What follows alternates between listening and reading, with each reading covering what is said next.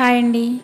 ఈరోజు గోధుమ రవ్వతో బిస్కెట్స్ ఏ విధంగా తయారు చేసుకోవాలో ఒకసారి ఈ వీడియోలో చూద్దామండి. ముందుగా దానికి కావాల్సిన పదార్థాలండి ఇవి. షుగర్ని ఇలా మిక్సీ పౌడర్లా చేసుకుని పెట్టుకోండి. 1 కప్పు గోధుమ రవ్వ, 1 కప్పు మైదా, కొంచెం నెయ్యి తీసుకోవాలండి. డాల్డా ఉన్నా పర్వాలేదు. ముందుగా గోధుమ రవ్వని బౌల్లో వేసుకోండి. తర్వాత మైదా పిండిని కూడా అందులో వేసుకొని మిక్స్ చేసుకోవాలండి. రెండింటిని బాగా కలుపుకోండి. రెండు బాగా మిక్స్ అయ్యేటట్టుగా కలుపుకోవాలండి.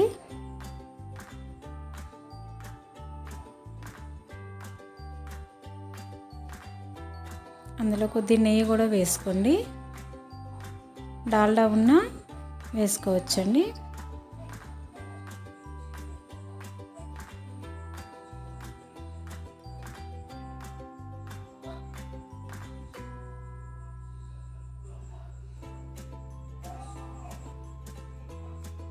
ఇప్పుడు బాగా మిక్స్ చేసుకోండి. నెయ్యి అంతా ఆ పిండికి పట్టేటట్టు మిక్స్ చేసుకొని కొంచెం సాల్ట్ వేసుకోండి. కొద్దిగా సాల్ట్, ఒక చిటికెడు సాల్ట్ వేసుకోండి. ఎక్కువ వేసుకోకండి, స్వీట్ కదా ఇది.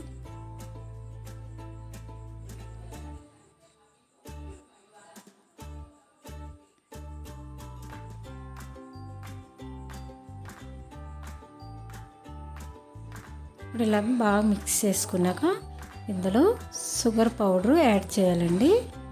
ఇవ్వండి, 1/2 కప్పు షుగర్ మిక్సీ చేసి పెట్టుకున్నానండి నేను. ఆ పౌడర్ని ఇందులో యాడ్ చేయండి. చేసుకొని బాగా కలపాలండి.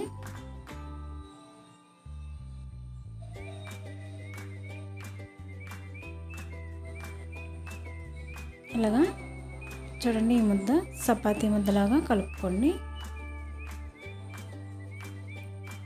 చపాతీకి ఏ విధంగా కలుపుకుంటామో అలా కలుపుకోవాలండి. ఒక 5 నిమిషాలు పక్కన పెట్టుకొని ఇప్పుడు చపాతీలాగా చేసుకోండి.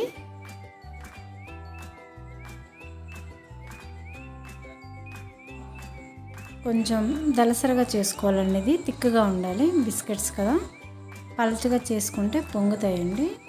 కొంచెం ఈ విధంగా కొద్ది తిక్కుగా ఉన్నట్టుగా చేసుకోండి. చేసుకొని మీకు ఏ షేప్ కావాలంటే ఆ షేప్ తీసుకోవచ్చండి. నేనైతే రౌండ్గా తీసుకుంటున్నాను కప్పుతో. మీకు స్క్వేర్ కావాలంటే చాకుతో కట్ చేసుకోవచ్చు.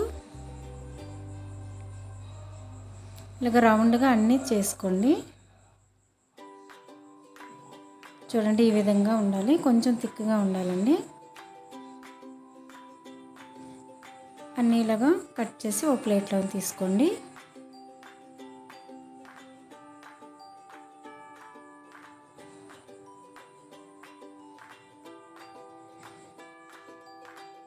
చూడండి, ఈ విధంగా రౌండ్గా చేసుకోవచ్చు. ఇలాగ చాక్తో ఇలా స్క్వేర్గా కూడా కట్ చేసుకోవచ్చండి. ఇప్పుడు స్టవ్ పై గిన్నె పెట్టుకొని అందులో ఆయిల్ వేసుకోండి.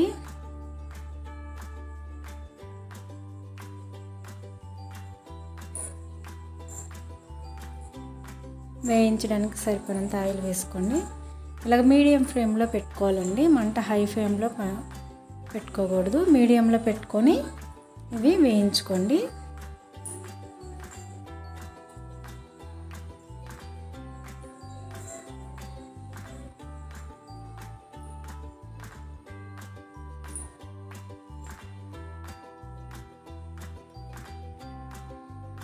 అన్నిటిని మధ్యలో ఒకసారి ఇలాగా తిరగేయండి నెమ్మదిగా.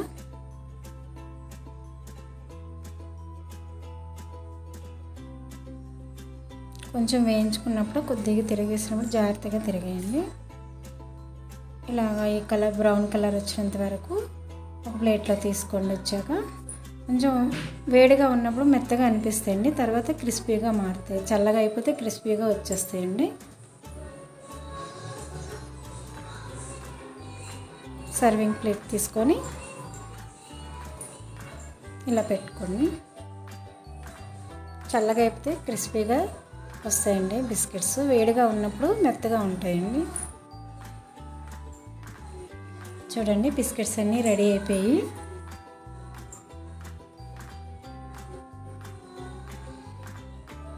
గోధుమ రవ్వ బిస్కెట్స్ రెడీ అయిపోయినాయండి. చూడండి ఇరిస్తే ఇలా చాలా టేస్ట్గా బాగుంటాయండి. ఒకసారి ట్రై చేసి చూడండి.